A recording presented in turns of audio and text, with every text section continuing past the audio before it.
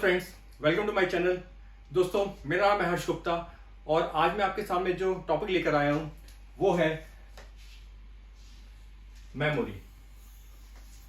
दोस्तों, इस टॉपिक से रिलेटेड जो पीडीएफ है वो मैंने अपने टेलीग्राम चैनल पर डाल दिए हैं और उस चैनल की लिंक मैंने अपने इस वीडियो में दे दी है। सो यहां से आप उस लिंक को ले सकते हैं। सो स्टार्ट करते हैं आज का अपना टॉपिक, मेमोरी। क्या होती है memory? What is memory? See, memory is basically एक कैपेसिटी। मेमोरी आपकी एक कैपेसिटी है to store data and information. जैसे हम लोग, यानी जो हमारी ह्यूमन ब्रेन है, हम लोगों में एक कैपेसिटी पाई जाती है कि हम लोग चीजों को क्या कर सकते हैं, याद कर सकते हैं। We can remember the things. So similarly computer also has the capacity to store data and information and this capacity is known as memory. ठीक है, इसको हम क्या बोल देते हैं? इस कैपेसिटी को बोल देते हैं हम memory. So in other words, we can say that computer memory is that location where data, information and programs are stored and are available when the need be. जो आपकी कंप्यूटर मेमोरी है वो आपकी लोकेशन है जहां पे आप क्या करते हो, जहां पे आप अपने डेटा, इंफॉर्मेशन या प्रोग्राम को क्या करते हो, स्टोर करते हो, और जब भी आपको जरूरत होती है वो आपको आपके सामने अवेलेबल हो जाते हैं। ठीक है, तो मेमोरी क्या है, आपको समझ में आया? ये बेसिकली क्या है, ये आपकी एक तरह की कैपेसिटी है to store data and information. आगे देखते हैं। देखिए, ये जो आपकी मेमोरी है ये बेसिकली आपके कई सारे लोकेशन से मिलकर बनी होती है। ठीक है, और इन लोकेशन को हम बोलते हैं सेल्स। क्या बोलते हैं? सेल्स। तो आपकी जो मेमोरी है वो कई सारे सेल्स से मिलकर बनी होती है। कुछ इस तरह से ये दिखाई दे रहा है आपको। ये सब क्या आपके, ये सब आपके मेमोरी के सेल्स हैं। ठीक है, सो मेमोरी में क्या मिलेंगे आपको? सब मेमोरी में आपको मिलेंगे सेल्स। अब आपकी मेमोरी की क्या कैपेसिटी है या उसका मेमोरी साइज क्या है, ये डिपेंड करता है कि उसमें नंबर ऑफ सेल्स या नंबर ऑफ लोकेशंस कितने हैं। ठीक है, अच्छा, ये जो आपके सेल्स हैं इसमें हर सेल्स का एक आइडेंटिटी नंबर होता है। क्या होता है? जितने भी सेल्स आपके मेमोरी में मिलते हैं उसमें से हर सेल का क्या मिलेगा आपको? एक आइडेंटिटी नंबर मिलेगा और इस आइडेंटिटी नंबर को हम बोलते हैं एड्रेस। ये आपका कहलाता है एड्रेस। जैसा आपको यहां दिखाई दे रहा होगा कि आपकी जो सेल्स हैं, हर सेल्स का क्या है, आइडेंटिटी नंबर है। ये आपको दिखाई दे रहा है 0 1 2 3 4। सो हर सेल का एक आइडेंटिटी नंबर होता है और इस आइडेंटिटी नंबर को हम बोल देते हैं एड्रेस। क्लियर है? सो आपका जो बेसिकली डेटा स्टोर होता है मेमोरी में, वो आपके इन्हीं सेल्स में आपका डेटा स्टोर किया जाता है। ठीक, सो मेमोरी क्या है आपको समझ में आया? अब हम देखते हैं कि जो मेमोरी आपकी ये कितने टाइप्स की हो सकती है। ठीक है, देखिए, बेसिकली मेमोरी को आप दो टाइप्स में डिवाइड कर सकते हो, जिसमें पहला आपका है प्राइमरी मेमोरी और दूसरा है आपका सेकेंडरी मेमोरी। प्राइमरी मेमोरी की बात की जाए तो प्राइमरी मेमोरी को भी आप दो पार्ट्स में डिवाइड कर सकते हो, जिसमें पहला है आपका रैम और दूसरा है आपका रोम। रोम को भी आप स्टैटिक और डायनेमिक, साथ ही होता है सिंक्रोनस, इन तीन कैटेगरी में आप रैम को डिवाइड कर सकते हैं। वहीं अगर बात की जाए रोम की, तो रोम को भी आप प्रोम, ई प्रोम या ई प्रोम में डिवाइड कर सकते हैं। ठीक, इसके बाद बात आती है आपकी सेकेंडरी मेमोरी की। तो सेकेंडरी मेमोरी के आपके कई सारे बेसिकली स्टोरेज डिवाइस होते हैं, जैसे आपका हार्ड डिस्क हुआ, मैग्नेट टेप्स हुआ, सीडी हुआ, डीवीडी हुआ। तो ये सब आपके सेकेंडरी मेमोरी के अंदर आते हैं।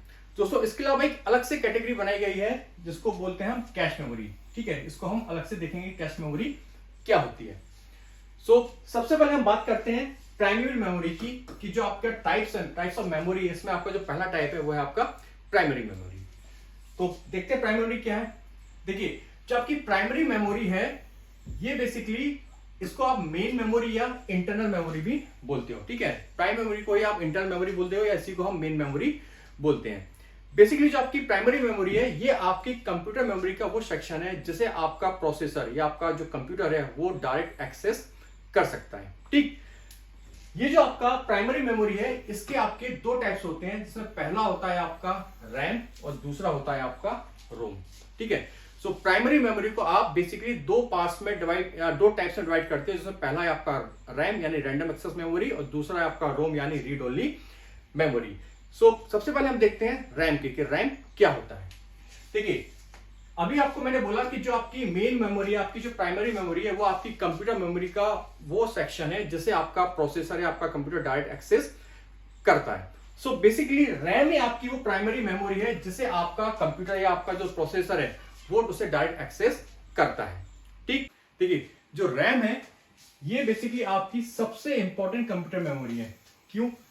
क्योंकि आप जो भी डेटा कीबोर्ड या दूसरे इनपुट डिवाइस के थ्रू फीड करते हो या जो भी आप डेटा इनपुट करते हो अपने सिस्टम पे, तो वो जो डेटा है वो सबसे पहले जाके आपके रैम पर ही स्टोर होता है। ठीक है, आपके अपने कंप्यूटर को जो भी डेटा इनपुट करते हो अपने कंप्यूटर में वो सबसे पहले कहां स्टोर होता है? वो सबसे पहले स्टोर होता है आपके रैम पर, और यहां से जो आपका माइक्रो प्रोसेसर यानी आपका जो सीपीयू है वो इस डेटा को प्रोसेसिंग के लिए ले लेता है। ठीक, सो जो भी डेटा आपने इनपुट किया सिस्टम में या कंप्यूटर में वो सबसे पहले कहां स्टोर हुआ? वो सबसे पहले स्टोर होगा रैम पर, और वहां से जो सीपीयू यानी जो माइक्रो प्रोसेसर है वो उस डेटा को प्रोसेसिंग के लिए रैम से ले लेगा।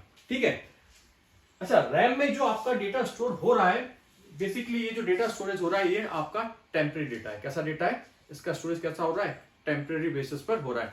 यानी जो रैम है इसमें आपके डेटा का परमानेंट स्टोरेज नहीं होता। ठीक है, इसमें आपका जो डेटा कैसा होता है? वो केवल टेम्परेरी डेटा पर स्टोरेज किया जाता है।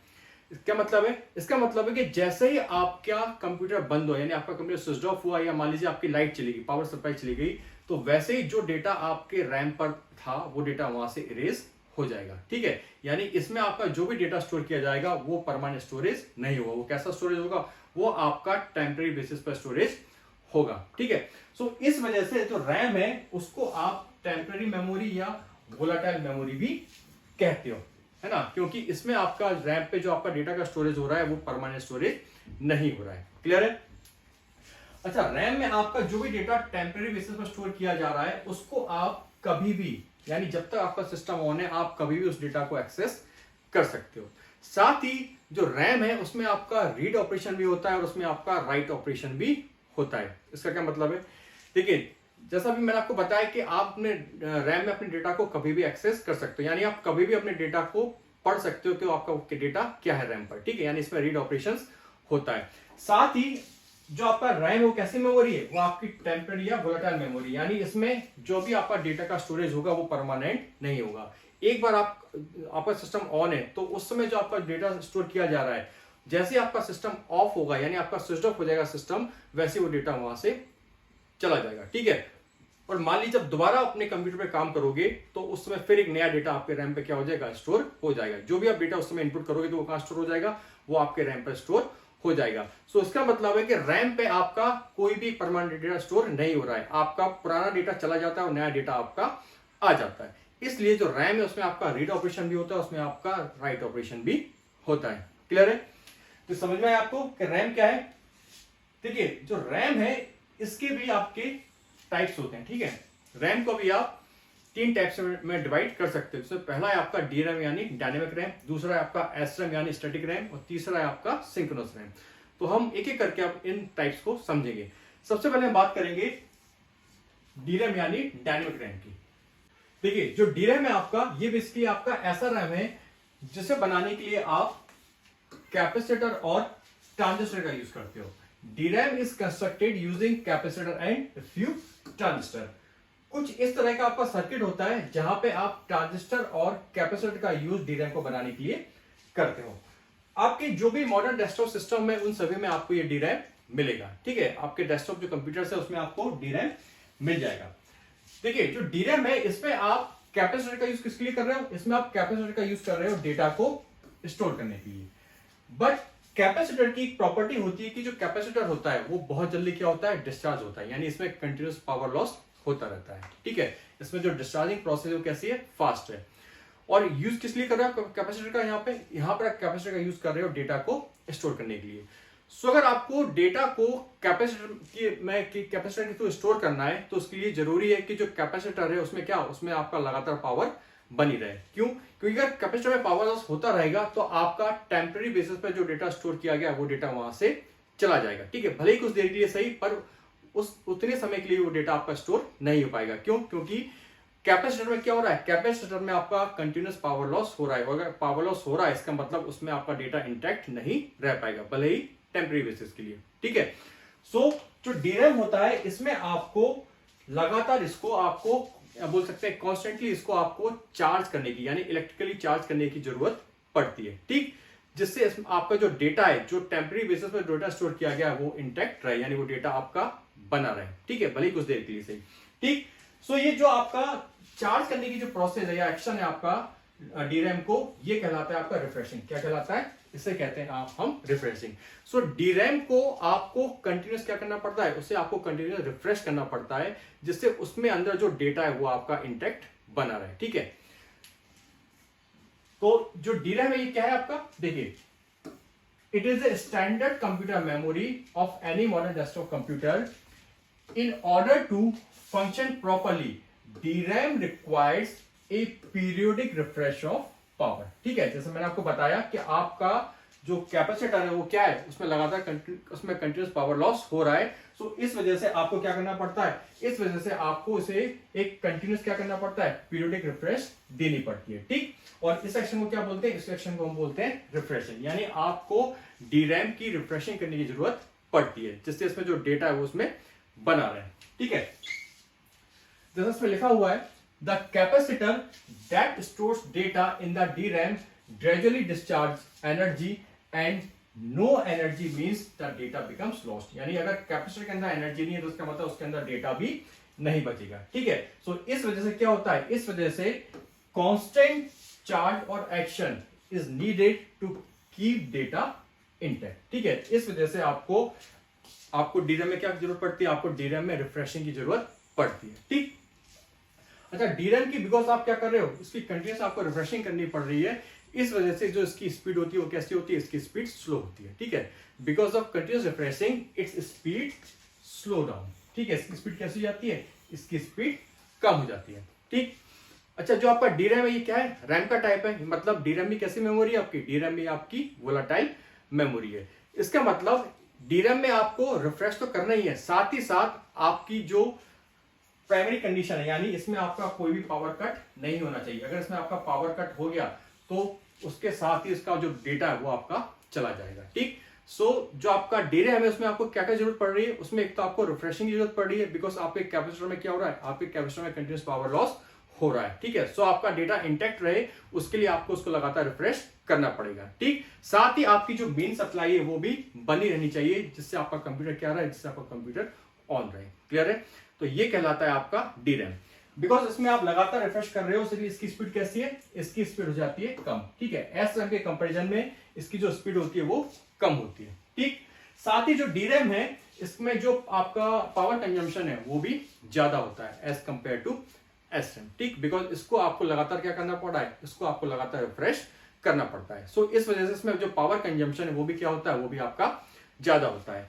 अब अगर बात की जाए इसके एडवांटेज की, तो जो DRAM है इसकी जो कॉस्ट ऑफ मैन्युफैक्चरिंग होती है वो कैसी होती है? वो कम होती है, यानी आपकी DRAM सस्ती होती है। ठीक, साथ ही इसमें जो मेमोरी कैपेसिटी होती है वो SRAM के कंपैरिजन में क्या होती है? वो SRAM के कंपैरिजन में ज्यादा होती है। ठीक है, DRAM has greater memory capacity, ठीक, एज कंपेयर टू SRAM।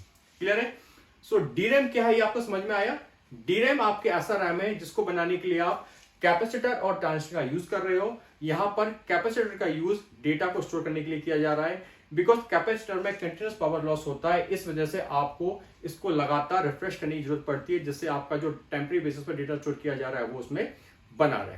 ठीक है, और बिकॉज इसमें आप लगातार इसको रिफ्रेश कर रहे हो, सो इसकी स्पीड कैसी हो जाएगी? इसकी स्पीड हो जाएगी SRAM के कंपैरिजन में कम। ठीक है, साथ इसका जो पावर कंजम्पशन है वो कैसा होगा? वो इसका ज्यादा होगा।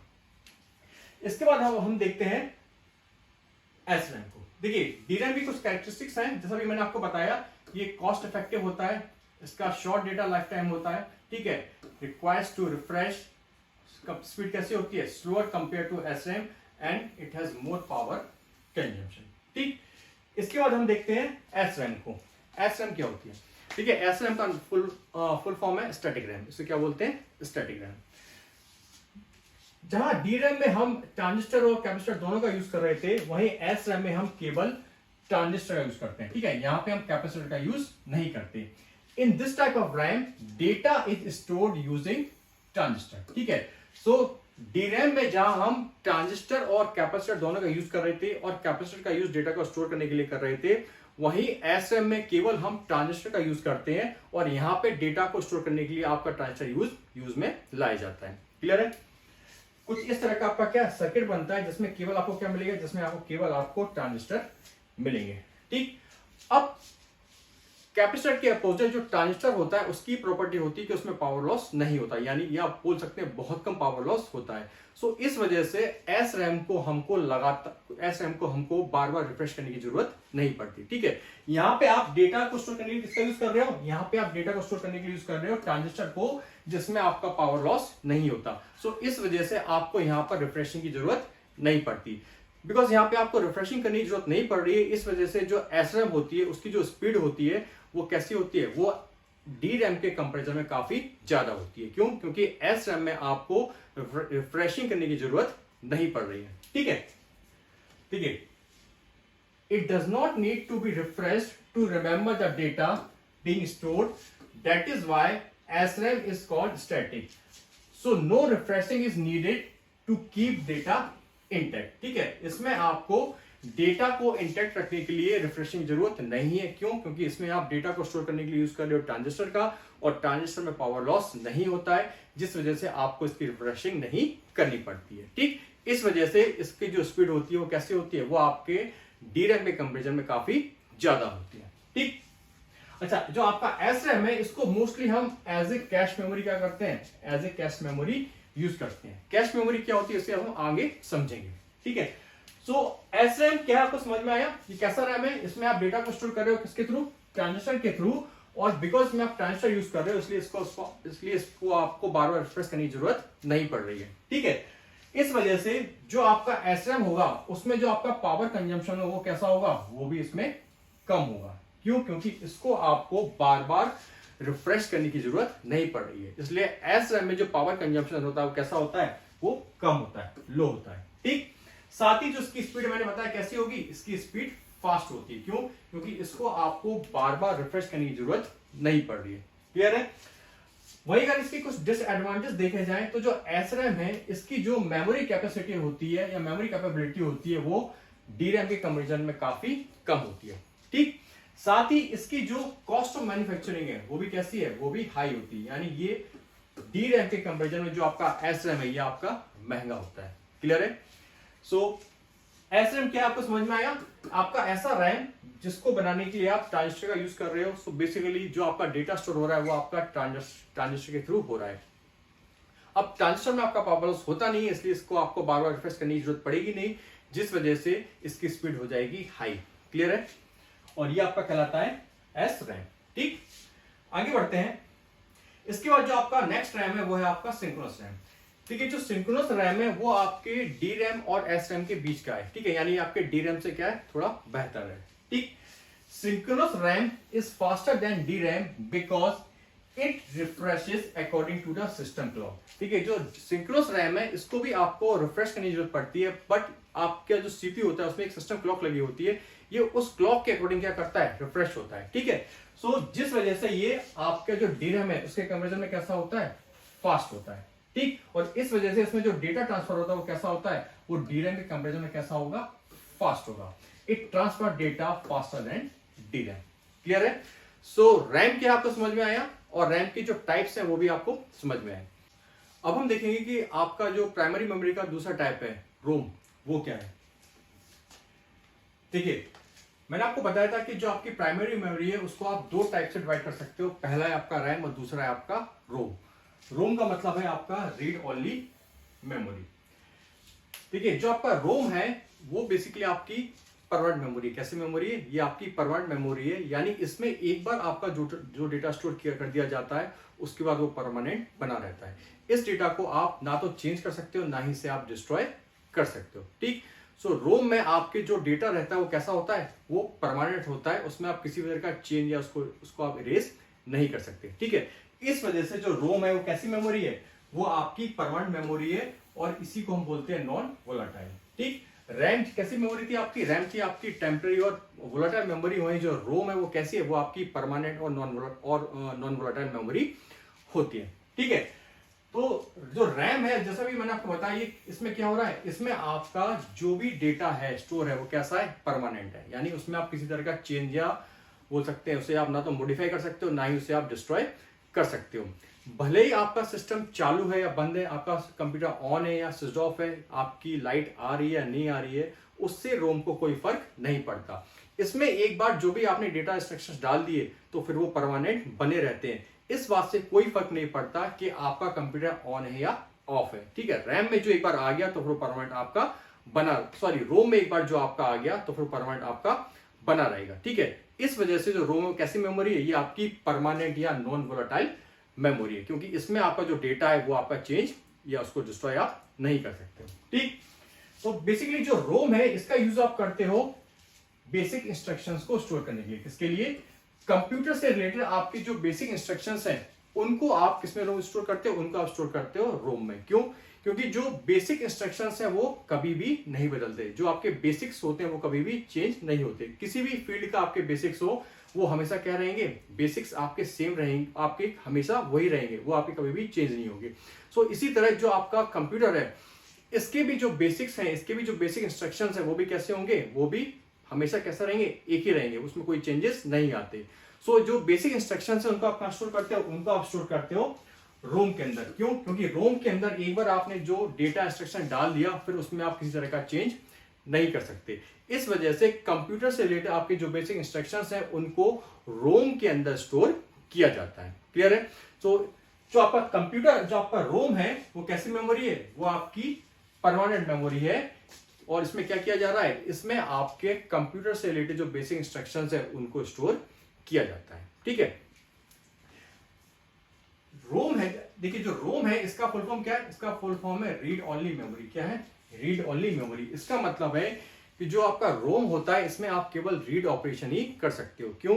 क्योंकि इसमें एक बार आपका जो डेटा आ गया आप उस डेटा को पढ़ तो सकते हो, यानी रीड तो कर सकते हो, पर आप उस डेटा को चेंज या उसको डिस्ट्रॉय नहीं कर सकते, यानी पुराना डेटा हटा के आपका नया डेटा नहीं आ सकता, ठीक है। इस वजह से इसमें केवल क्या होता है? इस वजह से इसमें केवल रीड ऑपरेशन होता है, इसमें आपका राइट ऑपरेशन नहीं होगा। क्लियर है? सो रोम क्या आपको समझ में आया? ये कैसा है? देखिए, program stored in this memory can not be change और destroyed and they can only be read. उनको केवल क्या कर सकते हो? उनको केवल आप रीड कर सकते हो, ना तो आप चेंज कर सकते हो, ना ही उसको आप डिस्ट्रॉय कर सकते हो, ठीक। That is why this memory is called permanent और नॉन वोलेटाइल, ठीक। It does not come to an end when electricity fails or the computer is switched off. This memory is used to store basic instruction, ठीक है। जैसे RAM की अगर रोम की अगर बात की जाए तो उसका एक बहुत अच्छा एग्जांपल है बायोस। क्या है? Basic input output system. ये क्या है? देखिए, कंप्यूटर की बूटिंग से रिलेटेड जो इंस्ट्रक्शंस होते हैं उन्हीं इंस्ट्रक्शन के सेट को हम बोलते हैं बायोस। क्या बोलते हैं? Basic input output system. So जो बायोस है ये आपका क्या है? ये आपके रैम का क्या एक बहुत अच्छा एग्जांपल है, जिसमें क्या होता है? जिसमें कंप्यूटर की बूटिंग से रिलेटेड जो इंस्ट्रक्शंस होते हैं वो स्टोर रहते हैं, ठीक है। कंप्यूटर की बूटिंग का मतलब हो गया कंप्यूटर को स्टार्ट करने की जो प्रोसेस है उसी को हम क्या बोलते हैं? बूटिंग। सो इसकी बूटिंग, कंप्यूटर की बूटिंग से रिलेटेड जो भी इंस्ट्रक्शंस होते हैं वो किसमें स्टोर होते हैं? वो आपके बायोस में स्टोर होते हैं, जो आपके रोम का क्या है? एग्जाम्पल है, ठीक। सो जब भी आपका कंप्यूटर ऑन होता है ये क्या करता है? ये बायोस से क्या करेगा? उन इंस्ट्रक्शंस को ले लेगा, ठीक है, बूटिंग इंस्ट्रक्शंस को ले लेगा और उसके बाद उन इंस्ट्रक्शन के क्या करेगा? बूट करना स्टार्ट कर देगा, ठीक है। सो आपका कंप्यूटर कैसे स्टार्ट हो रहा है, कैसे बूट हो रहा है, आपको समझ में आया? जैसे आपने सिस्टम ऑन किया तो क्या करेगा? ये इंफॉर्मेशन ले लेगा किस चीज की? ये रोम से इंफॉर्मेशन ले लेगा किस चीज की? इसकी बूटिंग से रिलेटेड, ठीक है। उसकी कंप्यूटर बूटिंग से रिलेटेड जो इंस्ट्रक्शंस है उसकी इंफॉर्मेशन कहां से ले लेगा? आपका कंप्यूटर रोम से ले लेगा। आपका प्रोसेसर कहां से ले लेगा? रोम से ले लेगा। और उसके बाद क्या होगा? वो बूट करना आपका प्रोसेसर क्या कर देगा? स्टार्ट कर देगा, ठीक है। सो रोम क्या आपको समझ में आया? देखिए, रोम का जो यूज है वो कई जगहों पर किया जाता है। जैसे आपकी जो ऑटोमेटिक मशीन्स होती हैं, यानी आपके जो वॉशिंग मशीन हो गए, आपके जो माइक्रोवेव ओवन्स है, यहाँ पे किसका यूज करते हो? यहाँ पर भी आप रोम का यूज करते हो। साथ ही आपके जो इलेक्ट्रॉनिक टॉयज होते हैं, जैसे आपके जो रोबोट्स वगैरह होते हैं, यहाँ पर भी आप रोम का यूज करते हो। जैसे आपने बच्चों की जो खिलौने होते हैं, रोबोट्स वगैरह होते हैं, देखे होंगे। तो जैसे मान लिया आपका कोई रोबोट है, वो क्या कर रहा है? वो केवल अपने हाथ को ऊपर कर रहा है और नीचे कर रहा है, यानी केवल वो अप एंड डाउन कर रहा है, वो लेफ्ट और राइट नहीं कर रहा। तो अगर कोई रोबोट अपने हाथ को केवल अप एंड डाउन कर रहा है तो इसका मतलब है कि उसका जो रोम है उसमें केवल हाथ को ऊपर और नीचे उठाने से रिलेटेड इंस्ट्रक्शन ही डाले गए हैं, जिस वजह से वो जो रोबोट है वो क्या कर रहा है? वो केवल अपने हाथ को ऊपर उठा रहा है और नीचे गिरा रहा है। क्यों? क्योंकि उसके रोम में आपने केवल हैंड को अप एंड डाउन करने वाले इंस्ट्रक्शन ही डाले थे, इसलिए वो केवल उन्हीं इंस्ट्रक्शन क्या करेगा? फॉलो करेगा, ठीक। अगर उस रोबोट के रोम में आप हैंड को राइट और लेफ्ट डायरेक्शन में मूव करने की इंस्ट्रक्शन डाल देते तो फिर वो रोबोट क्या करता, वो रोबोट अप एंड डाउन भी करता और राइट और लेफ्ट भी करता। सो कहने का मतलब है कि एक बार आपने रोम में जो इंस्ट्रक्शन डाल दिए, फिर क्या होगा, आपकी मशीन केवल उन इंस्ट्रक्शन को क्या करेगी, फॉलो करेगी, ठीक है, और उन इंस्ट्रक्शन को आप चेंज नहीं कर सकते। समझ में आया? सो रोम क्या आपको समझ में आया? ये कैसी मेमोरी है आपकी? ये आपकी परमानेंट मेमोरी है, ये आपकी नॉन वोलेटाइल मेमोरी है, क्योंकि इसमें आपका जो भी डेटा स्टोर होता है, जो भी आपके इंस्ट्रक्शन स्टोर होते हैं, उनको आप चेंज या डिस्ट्रॉय नहीं कर सकते। आपके जो बेसिक इंस्ट्रक्शंस हैं कंप्यूटर के, वो आपके रोम में स्टोर किए जाते हैं। जैसे आपकी कंप्यूटर की बूटिंग से रिलेटेड जो इंस्ट्रक्शंस हैं, वो भी कैसे हैं, बेसिक इंस्ट्रक्शंस हैं, ठीक है, वो भी आपके चेंज नहीं होते। जिसका एग्जांपल है आपका बायोस, ठीक। तो जैसे आप अपना सिस्टम ऑन करते हो तो आपका जो कंप्यूटर वो क्या करता है, वो बायोस से क्या करता है, वो या बोल सकते हैं वो रोम से क्या करता है, कंप्यूटर को स्टार्ट करने से रिलेटेड क्या ले लेता है, इंफॉर्मेशन ले लेता है और उसके अकॉर्डिंग क्या करता है, उसकी बूटिंग स्टार्ट हो जाती है। समझ में आया? तो ये कहलाता है आपका रोम। अब अगर रोम के टाइप्स की बात की जाए तो रोम के भी क्या है, टाइप्स होते हैं, और बेसिकली इसके आप 3 टाइप्स होते हैं। कितने टाइप्स होते हैं इसके? इसके आपके 3 टाइप्स होते हैं। जिसमें पहला है आपका प्रो, जिसका फुल फॉर्म है प्रोग्रामेबल रीड ओनली मेमोरी, ठीक है। इनके फुल फॉर्म आपको याद रखना है क्योंकि ये आपसे फिल्म्स में भी पूछे जा सकते हैं, ठीक। सो रोम के जो टाइप्स है उसमें पहला टाइप है आपका प्रो, जिसका फुल फॉर्म है प्रोग्रामेबल रीड ओनली मेमोरी। इसके बाद इसका दूसरा टाइप है ई प्रोम, इसका फुल फॉर्म है erasable programmable read only memory. और जो इसका थर्ड टाइप है वो है आपका ई प्रोम, इसका फुल फॉर्म है electrically erasable programmable read only memory. So सबसे पहले हम समझेंगे कि आपका जो प्रोम है वो क्या होता है, ठीक है। प्रोम का फुल फॉर्म क्या है, प्रोग्रामेबल रीड ओनली मेमोरी। तो अभी बेसिकली मैं आपको रोम के बारे में जो बता रहा था वो एक्चुअली क्या है, वो ही चीज आपकी क्या है, प्रोम है। क्या है? प्रोम। यानी प्रोम में एक बार आप जो इंस्ट्रक्शन डाल दो उसके बाद केवल आप इंस्ट्रक्शन को पढ़ सकते हो, यानी इंस्ट्रक्शन को रीड कर सकते हो, उसमें आप किसी तरह का चेंज या उसको डिस्ट्रॉय नहीं कर सकते, ठीक।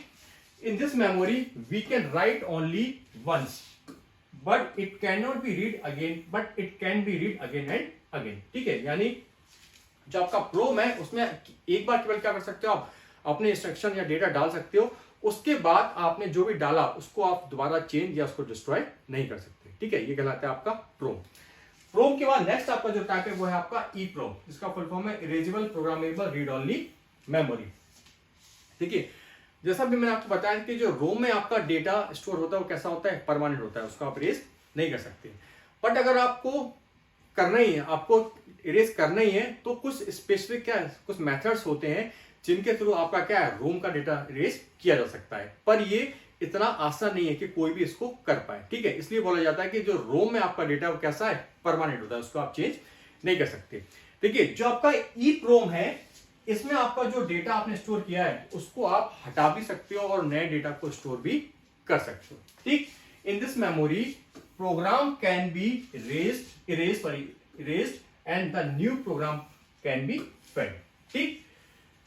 पर ये इतना आसान नहीं है कि आपने क्या किया, क्लिक किया और आपका डेटा इरेज हो गया, ऐसा नहीं है, ठीक है। इसलिए आपको क्या करना पड़ेगा, इसलिए पहले आपको जो आपकी रोम चिप है उसको आपको मदरबोर्ड से बाहर निकालना पड़ेगा। आपके जो रैम रोम चिप होती है वो बेसिकली आपके जो मदरबोर्ड होता है कंप्यूटर में, उसके अंदर ये चिप लगी होती है आपकी सीपीयू यानी माइक्रो चिप के साथ, ठीक। तो अगर आपको डेटा को हटाना है तो पहले क्या करोगे आप, पहले आपको उस चिप को मदरबोर्ड से, रोम चिप को मदरबोर्ड से बाहर निकालना पड़ेगा और उसके बाद उस चिप को अल्ट्रा वायलेट रेज के सामने क्या करना पड़ेगा, एक्सपोज करना पड़ेगा। तब जाके वो डेटा उसमें से इरेज होगा, या आप बोल सकते हैं वो प्रोग्राम उसमें से इरेज होगा और उसके बाद आप नया प्रोग्राम उसमें डाल सकते हो, ठीक है। तो ये कहलाता है आपका E PROM, erasable program read only memory, ठीक है। तो समझ में आई क्या है, in this memory program can be erased and the new program can be fed when the need be, ठीक। It contains can be erased by exposing it to ultraviolet light, ठीक है। यानी अगर आपको इसके कंटेंट को हटाना है तो आपको उसको चिप को मदरबोर्ड से बाहर निकालकर अल्ट्रावायलेट लाइट के सामने क्या करना पड़ेगा, इसको आपको एक्सपोज करना पड़ेगा, तब जाके इसमें से आपका डेटा क्या होगा, इरेज हो पाएगा, ठीक है। इसके बाद जो थर्ड टाइप है रोम का वो है आपका ई प्रोम, यानी electrically erasable programmable read only memory. देखिए ई प्रोम में जो प्रॉब्लम आ रही थी उसका सॉल्यूशन आपको कहां मिल जाता है, उसका सॉल्यूशन आपको मिल जाता है ई प्रोम में। यानी जो ई प्रोम है इसमें भी आप क्या कर सकते हो, इसमें भी आप डेटा को, पुराने डेटा या पुराने प्रोग्राम को इरेज कर सकते हो, नए डेटा को आप डाल सकते हो। ठीक है, साथ ही इसमें आपको चिप को बाहर निकालने की जरूरत नहीं पड़ेगी, यानी ई प्रोम के केस में आपको चिप को मदरबोर्ड से बाहर निकालने की जरूरत नहीं पड़ेगी। मदरबोर्ड में आप क्या कर सकते हो, जो आपके स्लॉट्स दिए रहते हैं वहां पे आप स्पेसिफिक वोल्टेज अप्लाई करके क्या कर सकते हो, आप डेटा को इरेज कर सकते हो, नया डेटा उसमें आप डाल सकते हो। ठीक है, तो ये कहलाता है आपका E PROM. In this memory the program can be erased by applying specific voltage to its input pins and new programs can be fed. Clear है? सो रोम के जो टाइप्स है समझ में है आपको कि प्रोम, ई प्रोम और ई प्रोम क्या होते हैं। ठीक है, इसके बाद हम आते हैं मेमोरी के आपका जो दूसरा टाइप था। देखिए मेमोरी आपकी दो तरह की थी, प्राइमरी और सेकेंडरी। प्राइमरी में आपको अभी मैंने पढ़ाया आपको रैम और रोम, और प्राइमरी के बाद जो आपका दूसरा टाइप था मेमोरी का वो था आपका क्या, सेकेंडरी मेमोरी। सेकेंडरी मेमोरी को हम एक्सटर्नल मेमोरी भी बोलते हैं। देखिए जो एक्सटर्नल मेमोरी आपकी जो सेकेंडरी मेमोरी है बेसिकली इनका यूज किया जाता है डेटा को परमानेंटली स्टोर करने के लिए। ठीक, जैसे आपका जो हार्ड डिस्क है, आपके फ्लॉपी है, आपका सीडी है, डीवीडी, आपके जो पेन ड्राइव वगैरह है, ब्लू रे डिस्क है, ये सब आपके सेकेंडरी मेमोरी के एग्जांपल है। ठीक है, और इनका यूज आप किसलिए करते हो, इनका यूज आप अपने डेटा को परमानेंट स्टोर करने के लिए करते हो। ठीक, सो जो आपकी सेकेंडरी मेमोरी वो क्या है, एक्सटर्नल मेमोरी और secondary memory is required to store data permanently. It is also called secondary memory. This memory is magnetic और ऑप्टिकल। ये जो आपके सेकेंडरी मेमोरी डिवाइस हैं कैसे हो सकते हैं, या तो ये इनका नेचर मैग्नेटिक हो सकता है, या कैसे हो सकता है, या ये आपके ऑप्टिकल डिवाइस हो सकते हैं। जैसे आपका जो फ्लॉपी वो कैसा डिवाइस है, वो आपका मैग्नेटिक डिवाइस है, वहीं आपका जो ब्लू रे डिस्क है वो आपका एक ऑप्टिकल डिवाइस है। ठीक, सो ये मेमोरी कैसे हो सकती है, जो आपकी सेकेंडरी मेमोरी है या तो मैग्नेटिक हो सकती है या आपकी ऑप्टिकल हो सकती है नेचर में। ठीक है, the data stored in it always remains safe and does not disappear when the computer is switched off। यानी सेकेंडरी मेमोरी में आपका जो डेटा है उसको इस बात से कोई फर्क नहीं पड़ता कि आपका कंप्यूटर चालू है या बंद है, आपका कंप्यूटर ऑन है या ऑफ है। ठीक, hard disk, floppy, magnetic tapes are the example of secondary memory. ठीक है, and they are also called secondary storage device. ठीक, तो सेकेंडरी मेमोरी की आपको समझ में आया। देखिए आपके सिलेबस में एक टॉपिक है स्टोरेज डिवाइस, तो जब स्टोरेज डिवाइस का वीडियो मैं बनाऊंगा तो वहां मैं आपको सेकेंडरी मेमोरी को डिटेल्स में एक्सप्लेन करूंगा। ठीक है, तो ये थी आपकी क्या, सेकेंडरी मेमोरी। सेकेंडरी मेमोरी के बाद देखिए आपकी जो मेमोरी थी उसको ब्रॉडली आप दो टाइप से डिवाइड कर सकते थे, एक तो था आपका प्राइमरी, एक था आपका सेकेंडरी। इसके बाद एक अलग से मेमोरी आप कैटेगरी बना दी गई जिसे बोलते हैं हम क्या, कैश मेमोरी। ठीक, तो अब हम समझते हैं कैश मेमोरी क्या है। देखिए ये जो कैश मेमोरी है बहुत इंपॉर्टेंट है, ये आपसे एग्जाम में पूछा जा सकता है, इस पर प्रीलिम्स और मेंस दोनों पे क्वेश्चंस बन सकते हैं। ठीक है, तो क्या होती है कैश मेमोरी।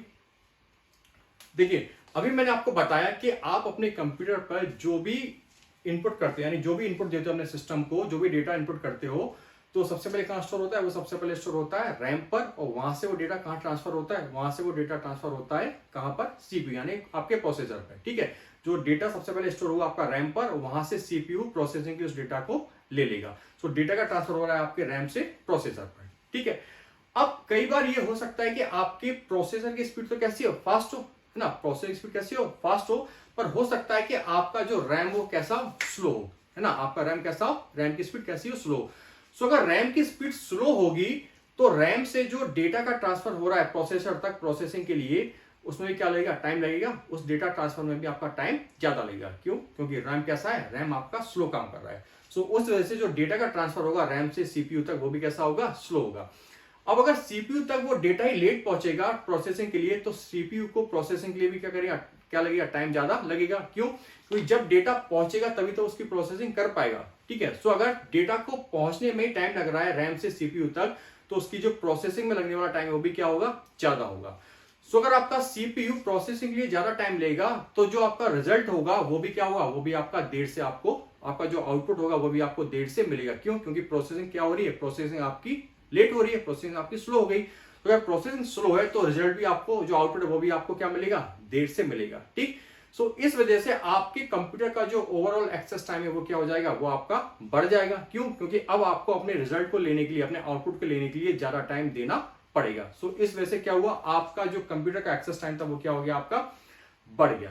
ठीक, इस प्रॉब्लम को दूर करने के लिए हम किसका यूज करते हैं, इस प्रॉब्लम को दूर करने के लिए यूज करते हैं हम कैश मेमोरी का। ठीक है, कैश मेमोरी आपकी इस प्रॉब्लम को दूर करने के लिए यूज की जाती है।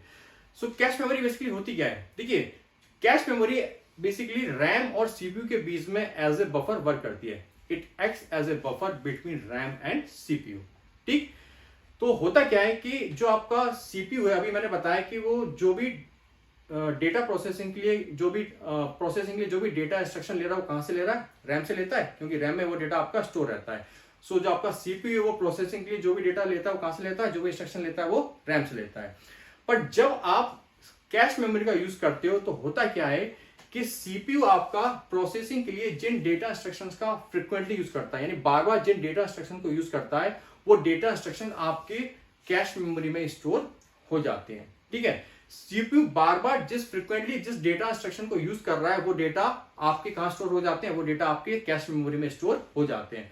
तो उससे होता क्या है कि जब सीपीयू दोबारा प्रोसेसिंग के लिए वो डेटा इंस्ट्रक्शन लेता है तो रैम से ना जाके उस डेटा को कहां से लेता है, वो रैम से ना जाके उस डेटा को आपकी कैश मेमोरी से ही ले लेता है। ठीक है, यानी प्रोसेसिंग के लिए पहले जो भी डेटा इंस्ट्रक्शंस लेगा वो पहले किसको चेक करेगा, आपका सीपीयू पहले कैश मेमोरी को चेक करेगा, और अगर कैश मेमोरी उसको इंस्ट्रक्शन या डेटा मिल जाता है तो वहीं से उस डेटा इंस्ट्रक्शंस को ले लेगा, वो रैम तक नहीं जाएगा। ठीक, और जो आपकी कैश मेमोरी कैसी मेमोरी है, ये आपकी फास्ट मेमोरी है। इसकी स्पीड कैसी होती है, इसकी स्पीड होती है फास्ट। तभी आपको बताया था हमारे की जो एस रैम है वो क्या है, as a cache memory use की जाती है, जिसकी स्पीड कैसी होती है, high. So cache memory speed कैसी होती है, बहुत फास्ट होती है। सो होगा क्या कि जो अगर आपका सीपीयू या आपका जो प्रोसेसर रैम से ना लेके कैश मेमोरी से वो डेटा इंस्ट्रक्शन ले लेगा तो क्या होगा, स्पीड ज्यादा है कैश मेमोरी की, तो इससे आपका जो डेटा ट्रांसफर होगा कैश मेमोरी टू सीपीयू कैसा हो जाएगा, वो आपका फास्ट हो जाएगा। ठीक है, अगर डेटा ट्रांसफर फास्ट हो गया तो इसका मतलब है कि अब सीपीयू को प्रोसेसिंग में टाइम कम लगेगा। अगर सीपीयू को प्रोसेसिंग में करने में टाइम कम लग रहा है तो इसका मतलब है अब आपका आउटपुट क्या हो जाएगा, आपका रिजल्ट जल्दी आ जाएगा, जिससे आपका कंप्यूटर का ओवरऑल एक्सेस टाइम कम हो जाएगा। समझ में आया? सो बेसिकली यहां पर कैश मेमोरी ने क्या किया, यहां पर कैश मेमोरी ने आपके सिस्टम की स्पीड को बढ़ा दिया। समझ में आया? तो ये कहलाती है आपकी कैश मेमोरी। ठीक, सो यही चीज यहां लिखी हुई है, देखिए कैश मेमोरी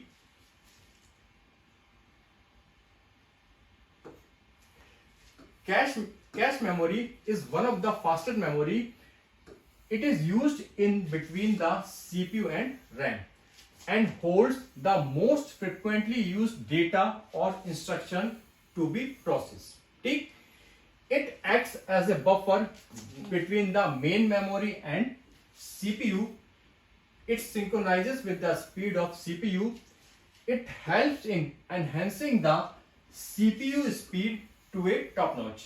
ठीक है, it stores the data and instruction which the CPU uses more frequently so that it does not have to access the main memory again and again. Clear है? For any data, the CPU first checks the cache memory and then the main memory. So अगर पहले वो किसको check करेगा, पहले वो check करेगा CPU आपके कैश मेमोरी को, और अगर कैश मेमोरी उसको वो डेटा इंस्ट्रक्शन नहीं मिलेगा तभी वो आपके रैम पर जाएगा। ठीक है, so therefore the average time to access the main memory decreases. ठीक है, क्या मतलब हुआ इसका कि कंप्यूटर को एक्सेस करने को, कंप्यूटर में आपका जो एक्सेस टाइम था वो क्या हो गया, वो आपका कम हो गया। क्यों? क्योंकि आपके डेटा ट्रांसफर की स्पीड कैसी हो गई, वो आपकी फास्ट हो गई। क्यों? क्योंकि अब जो डेटा का ट्रांसफर है वो रैम से ना लेके आपका सीपीयू कहां से ले रहा है, वो सीधे आपके कैश मेमोरी से ही ले रहा है। और कैश मेमोरी की स्पीड कैसी होती है, फास्ट होती है, जिससे डेटा का ट्रांसफर क्या हो जाएगा, फास्ट, जिससे आपकी प्रोसेसिंग फास्ट हो जाएगी, और अगर प्रोसेसिंग फास्ट हुई तो आपका रिजल्ट भी जल्दी आएगा, जिससे आपका कंप्यूटर का ओवरऑल एक्सेस टाइम क्या हो जाएगा, कम हो जाएगा। समझ में आ गया? तो ये कहलाती है आपकी कैश मेमोरी, जो क्या कर रही है, जो आपके सिस्टम की, जो आपके कंप्यूटर की स्पीड को क्या कर रही है, बढ़ा रही है। क्लियर है? इसके बाद आपका एक और टाइप है मेमोरी का, जिसे हम बोलते हैं फ्लैश मेमोरी। क्या बोलते हैं? Flash memory. देखिए जो फ्लैश मेमोरी है वो आपकी एक तरह की क्या है, नॉन वोलेटाइल मेमोरी है। ये आपकी नॉन वोलेटाइल मेमोरी है, जिसका यूज आप डेटा को स्टोर करने के लिए, साथ ही अलग अलग डिवाइसेस के बीच डेटा को ट्रांसफर करने के लिए करते हो। ठीक है।